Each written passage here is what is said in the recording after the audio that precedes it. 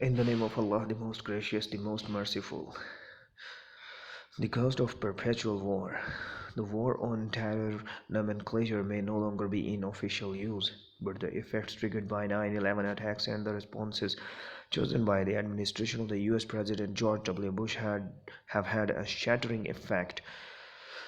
The Cost of War project at Brown University seeks to facilitate debate about the cost of the post 9/11 wars in Iraq and Afghanistan and the related violence in Pakistan and Syria. In its latest report, the project estimates that between 480,000 and 5,07,000 people have been killed in the United States post 9/11 wars in Iraq, Afghanistan, and Pakistan.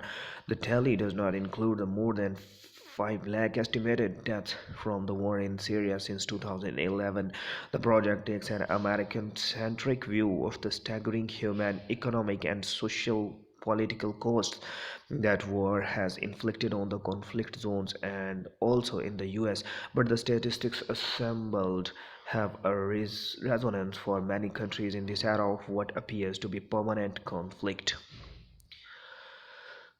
As the cost of the war project notes, compelling alternatives to war were scarcely considered in the aftermath of the 9/11 or in the discussion about war against Iraq.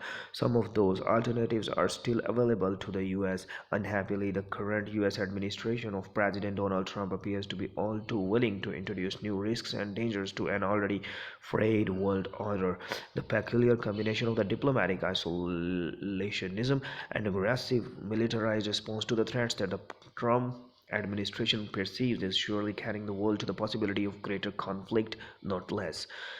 Even in Afghanistan, where President Trump's America First policy, which is ostensibly against wasteful foreign interventions, ought to have led to reduction in the US military footprint, his administration chose to escalate the war rather than immediately seeking a path to end it, as he had indicated he would when campaigning as a candidate for the presidency.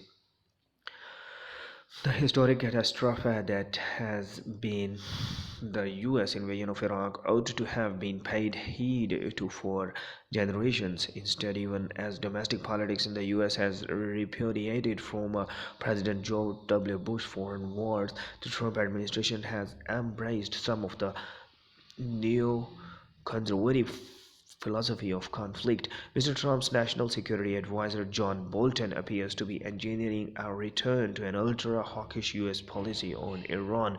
A devastating Saudi-led war in Yemen still appears to have US backing. From the cauldron of Syria to Libya, all manner of new transnational threats may arise. The cost of war projects is an important reminder that compelling alternatives to war exist and ought to always be considered.